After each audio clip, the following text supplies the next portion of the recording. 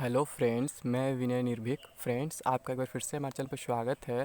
Friends, आप लोग काफ़ी दिनों से परेशान हैं कि सीबीएसई जूनियर स्टूडेंट का रिज़ल्ट कब आएगा। जैसा कि मैं आप लोगों को बहुत पहले बताया था कि रिज़ल्ट मार्च में आ जाएगा। तो फ्रेंड्स, रिज़ल्ट तो मार्च में आ ही जाता, पर आप लोग जान रहे हैं क्या प्रॉब्लम चल रहा है कि जो कोविड-19 यानी कोरोना वायरस का जो इफेक्ट है, इसकी वजह से सारे रिज़ल्ट जो है रुक गए हैं, पेंडिंग में पड़ गए हैं या पोस्टपोन हो गए। आप लोग को मालूम होगा, ठीक है। और ये मैं यहाँ सीबीएसई जूनियर स्टूडेंट केवल नहीं बात कर रहा हूँ, अदर वेरियस पोस्ट की बात कर रहा हूँ फ्रेंड्स। इसलिए इसका नाम केवल थंबनेल में लिखा हूँ क्योंकि आप लोग जानते हैं कि ये ज़्यादा फेमस पोस्ट है, क्योंकि केवल 12th पे था। बाकी और सब पोस्ट में थोड़ा एक्स्ट्रा क्वालिफिकेशन थे, कहीं कुछ स्टेनो था, कहीं ग्रेजुएशन वाले थे, तो मैं इसी का नाम लिया हूँ। लेकिन सबका एक साथ होगा फ्रेंड्स, जो भी होगा रिजल्ट एक साथ आएगा। टाइपिंग स्किल टेस्ट जो भी होगा सबका एक साथ लगभग होगा, ठीक है। तो ये आप लोग ये कन्फ्यूजन ना रहे, केवल जूनियर स्टूडेंट की हम बात कर रहे हैं, ठीक है। तो हम बात करें फ्रेंड्स, जैसे बताया सीबीएसई जूनियर स्टूडेंट या अदर का मतलब टाइपिंग और रिजल्ट की बात करते हैं। तो आप लोग को मैं बताया था कि ये मार्च में आने वाला था। आप लोग को मालूम होगा, जो मेरे पुराने सब्सक्राइबर वो जानते होंगे, और जो अभी नए हैं सब्सक्राइब नहीं कि सब्सक्राइब जरूर कर लें, क्योंकि मैं हमेशा एकदम करेक्ट इन्फॉर्मेशन देता हूँ, ठीक है। जैसा कि आप लोग देख भी रहे, एसबीआई आईपीएस के बारे में जो बताया था बिल्कुल वही हुआ। जी हाँ फ्रेंड्स, अब ऑफिशियल अपडेट भी आ गया, जो मैं बोला था बिल्कुल वही। अभी मैं आप लोग को प्रूफ भी दिखा देता हूँ। और आप लोग को मालूम है जो कोरोना का इफेक्ट चल रहा है फ्रेंड्स, कोरोना जो बहुत ज़्यादा बढ़ गया है, तो अब ये दिमाग में चल रहा है क्या थर्ड स्टेज इंडिया में आ गया है कि नहीं आया अभी तक। और मरीजों की संख्या फ्रेंड्स 2000 के पार चली गई है। यूपी में भी 2 मौतें हो गई हैं और आज हरियाणा में पहली मौत हो गई फ्रेंड्स। तो बहुत बड़ी बात है फ्रेंड्स, ये संख्या जो है बढ़ती जा रही है मौतों का और मरीजों का। तो पहले आपको प्रूफ दिखा देते हैं। जो ये एसबीआई का जो कल नोटिस आया है, मैं आपको दिखा दूं। मैं बहुत पहले ही बोल दिया था कि जो एसबीआई का जो प्रीलिम्स रिजल्ट है, ठीक है, ये अभी नहीं आएगा, लॉकडाउन के बाद आएगा। और इसका मेंस एग्जाम जो 19 अप्रैल को होने वाला था, ये भी नहीं होगा, 100% श्योर है। और आईपीएस का भी कल फाइनल रिजल्ट आने वाला था, वही मैं बोल दिया कि नहीं आने वाला है, क्योंकि जब तक लॉकडाउन खत्म नहीं होगा तब तक कुछ नहीं होगा। तो एसबीआई ने तो अपना ऑफिशियल अपडेट दे दिया है। मैं आप लोग को प्रूफ की तरफ दिखा देता हूँ। तो देखिए फ्रेंड्स, यहाँ पे ऑफिशियल अपडेट जो आया है, state bank of India central recruitment and promotion department corporate centre recruitment of junior associates customer support and sales advertisement number CRPD CR 2019-2020 postponement of main exam. The main exam was scheduled to be conducted on 19 April 2020। जैसा कि ये पहले क्या था, ये पहले fix था, या शेड्यूल था 19 अप्रैल को होना, ठीक है। लेकिन इसका जो है प्री का रिजल्ट जो है आपका मार्च में ही आ जाता है। लेकिन फ्रेंड्स, बैंकिंग का एक सिस्टम होता है, जैसा कि आप लोग जानते हैं कि जब प्री का रिजल्ट आता है उसमें इन लोग को मेंस का डेट देना कंफर्म करना होता है। तो रिजल्ट तो आपका तैयार है प्री का, पर प्री का रिजल्ट इसलिए नहीं है क्योंकि मेंस का डेट अभी कंफर्म नहीं है, क्योंकि आप लोग जान रहे हैं अभी लॉकडाउन चल रहा है, कोरोना का इफेक्ट बहुत ज़्यादा बढ़ गया है। तो इसलिए लोग कंफर्म नहीं हो पा रहे हैं कि मेंस एग्जाम हम कब करा पाएंगे, इसलिए लोग प्री का रिजल्ट नहीं दे रहे हैं। इसलिए लोग मेंस के एग्जाम के साथ साथ प्री का भी रिजल्ट पोस्टपोन कर दिए हैं। देख लीजिए नोटिस में आगे क्या लिखा हुआ है। इन view of the situation prevailing on account of threat of novel coronavirus COVID-19 outbreak, the online main exam has been postponed. The fresh date for declaration of preliminary exam result and conduct of main exam will be announced later on bank's website. Candidates are advised to regularly check bank's website for further updates. तो friends, मैं इन लोग को tweet भी किया था इसके लिए, तो ये लोग यही सेम रिप्लाई किए कि आप लोग केवल बैंक की साइट चेक करते रहिए, ऑफिशियल साइट जो होती है वहाँ पे आपको इन्फॉर्मेशन मिल जाएगा, उसके अलावा कोई इन्फॉर्मेशन नहीं मिलेगा। और वही सेम चीज़ यहाँ ही बोले हैं फ्रेंड्स कि अभी ये पोस्टपोन हो चुका है, 19 अप्रैल को मेंस एग्जाम नहीं होगा और प्रीलिम्स रिजल्ट भी पोस्टपोन हो चुका है। तो ये भी लोग बोल रहे हैं कि लॉकडाउन का इफेक्ट चल रहा है, कोरोना का इफेक्ट चल रहा है, जो कि मैं बहुत पहले ही बता चुका था। तो वही सेम आप लोग का जो सीबीएसई के साथ भी कंडीशन होने वाला है। अब लॉकडाउन में बार बार कर रहा हूँ, तो थोड़ा इसका भी सिचुएशन समझ लेते हैं कि ये कब तक चलने वाला है फ्रेंड्स, कि ये कब तक मतलब कि इसके मतलब क्या इफेक्ट रहने वाला आपके सीबीएसई रिजल्ट पे, ये जान लेते हैं, ठीक है फ्रेंड्स। तो जैसे मैं बताया कि जो मरीजों की संख्या है फ्रेंड्स, वो 2000 के पार हो गई है, ठीक है। यूपी में भी 2 मौतें हो गई और एक ही दिन दोनों मौतों की पुष्टि हुई है, और हरियाणा में भी आज एक मौत हो गई। तो जो दोनों मौतों की पुष्टि हुई है फ्रेंड्स, वो क्या हुआ है, पहला मौत हमारे गोरखपुर में हुआ, बीआरडी मेडिकल कॉलेज में, जो बस्ती का रहने वाला था, ठीक है। उसके फैमिली वालों ने छिपाया। वो क्या हुआ, संडे की रात में बीआरडी मेडिकल कॉलेज आया और सांस फूलने की केवल दिक्कत थी, सांस मतलब उसका नहीं सही चल रहा था, ठीक है, सांस फूल रहा था। जब डॉक्टर ने एडमिट किया तो पूछा उसका हिस्ट्री वगैरह की, ट्रैवल हिस्ट्री क्या है, क्या कहीं बाहर से आया है मरीज़, तो उसके घर वाले नहीं बताया, छिपा ले गए। तो क्या हुआ, संडे को एडमिट किया तो उसका सांस फूलने की बीमारी और बढ़ गया फ्रेंड्स, ठीक है। तो डॉक्टर क्या किए, अपने रिस्क पे उसे कोरोना वार्ड में लास्ट में शिफ्ट कर दिए, ठीक है। और फिर क्या हुआ, मंडे को सुबह होते होते उसकी मौत हो गई, ठीक है। तो अभी तक वेरीफाई नहीं हो पाया था क्योंकि वो लोग जांच नहीं कर पाए थे कोरोना का पेशेंट है, क्योंकि घर ले छिपा ले गए थे। तो जब मौत के बाद वो लोग उसका टेस्ट किए मंडे को, तो ट्यूसडे के शाम को रिपोर्ट आया कि ये कोरोना पॉजिटिव है। फिर भी एक कन्फर्मेशन के लिए एक बार ये लोग क्या किए, केजीएमयू भेजे, केजीएमयू से कल इसका रिपोर्ट आया कन्फर्मेशन कि कोरोना पॉजिटिव है 100%, ठीक है। उसके बाद फिर क्या हुआ, फिर मेरठ में कल शाम को क्या हुआ, एक और मौत हो गया। जो कोरोना पॉजिटिव था वो क्या था, क्रॉकरी में फैक्ट्री में काम करता था, तो उसके क्या हुआ, उसके दामाद से उसको फैल के, वो वृद्ध आदमी था, ये जो गोरखपुर वाला था, 25 साल का यंग था, इसे किडनी का थोड़ा प्रॉब्लम था पहले से, ठीक है। और 3 महीना पहले बस्ती में एडमिट भी था, ठीक है फ्रेंड्स। और मैं बता दूं ये गोरखपुर जो केस है, इससे क्या हो गया, गोरखपुर के आसपास वाले एरिया वालों को काफ़ी रिस्क हो गया, क्योंकि जो पहले क्या था, उस पेशेंट के बारे में पता नहीं था डॉक्टर को कि वो कोरोना पेशेंट है,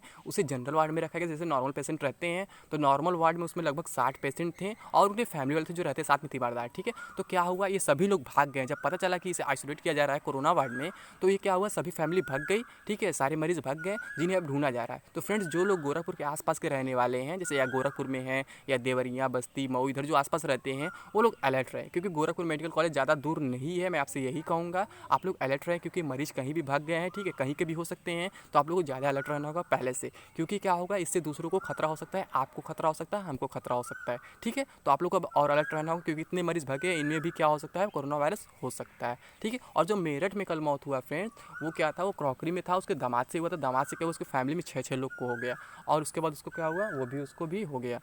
और फिर उसके बाद क्या है फ्रेंड्स, अभी एक डॉक्टर को भी हो गया है, कल आपको मालूम होगा क्या हुआ था।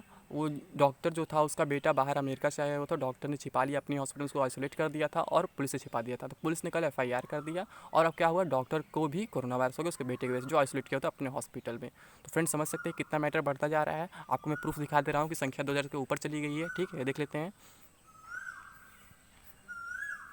तो ये देखिए फ्रेंड्स, ये आज का अपडेट है, आप देख सकते हैं 2 अप्रैल 9:42 सुबह का टाइमिंग है, देख सकते हैं लास्ट अपडेटेड कोविड। ये आप देख सकते हैं किस साइट पे, इंडिया कोविड-19 आप देख सकते हैं, ठीक है, covid19india.org एक साइट है, वहाँ से आप देख सकते हैं, जहाँ पे बताता है इंडिया कोविड-19 ट्रैकर के बारे में, ठीक है।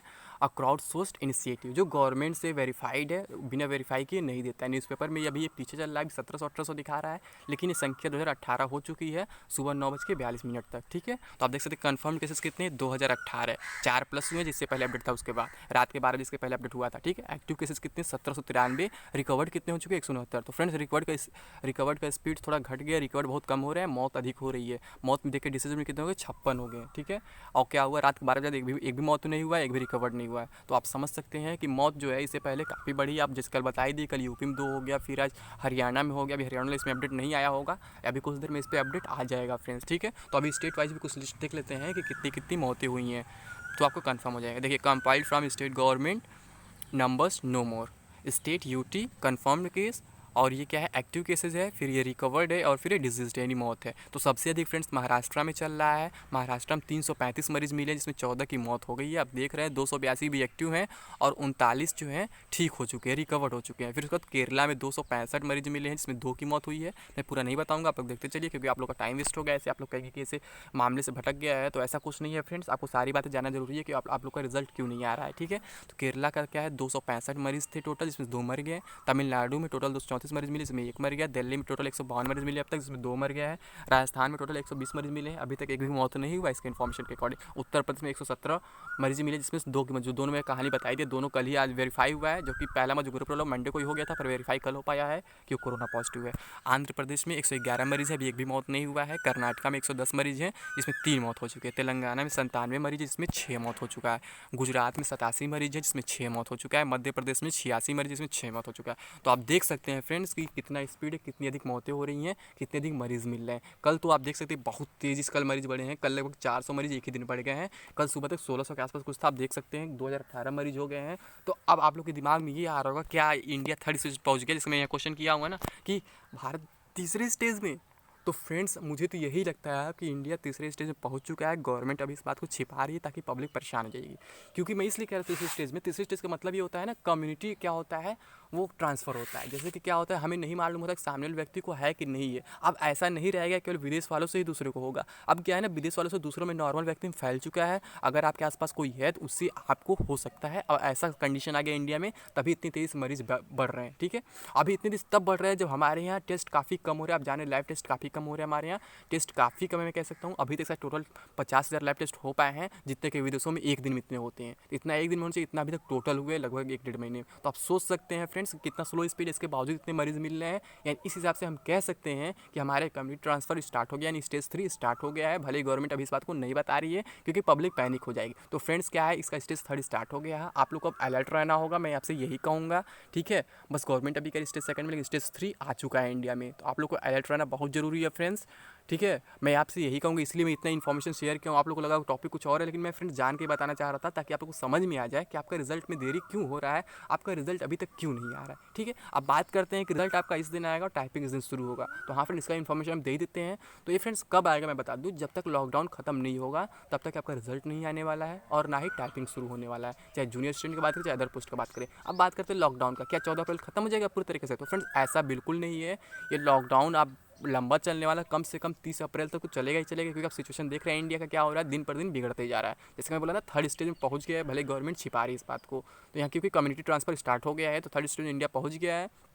तो लॉकडाउन अगर कम से कम भी चलेगा 30 अप्रैल तक चलेगा। हाँ, एक आध सिटी से छोटे जो शहर हैं वहाँ से लॉकडाउन हट सकते हैं, लेकिन कुछ बाउंडेशन के साथ। जैसे कुछ छोटे शहर होते हैं जो महानगर नहीं होते हैं, जैसे हमारे गोरखपुर के बगल में क्या है, कुछ छोटे शहर हैं कि जैसे कि बस्ती में तो नहीं हट सकता क्योंकि बस्ती मरीज़ मिल गया, जैसे देवरिया, महाराजगंज, संत कबीर नगर। ठीक है, और फिर आप मान लीजिए पश्चिमी यूपी की अगर हम बात करें तो फिर छोटे छोटे शहर हैं जहाँ अभी तक पेशेंट नहीं मिले हैं, जैसे कि उन्नाव हुआ, लखीमपुर खीरी तो पेशेंट मिल चुके हैं। ठीक है, मतलब जो छोटे छोटे शहर है जहाँ बहुत कम नाम है, जो मतलब महानगर नहीं या मेट्रोपॉलिटन एरिया नहीं है, वहाँ पे आपका लॉकडाउन हट सकता है कुछ मतलब कंडीशन के साथ। ठीक है, तो जब लॉकडाउन आप सोच रहे हैं 30 अप्रैल तक जा रहा है फ्रेंड्स, तो सोचिए आपका रिजल्ट कब आ सकता है। तो इसके अकॉर्डिंग मैं बता दूं, अगर आपका लॉकडाउन 30 अप्रैल को पूरी तरीके से इंडिया से ख़त्म हो जाता है, तो आपका जो सीबीएसई जूनियर स्टूडेंट या अदर पोस्ट का रिजल्ट है आपका मई के फर्स्ट या सेकेंड वीक में आ जाएगा।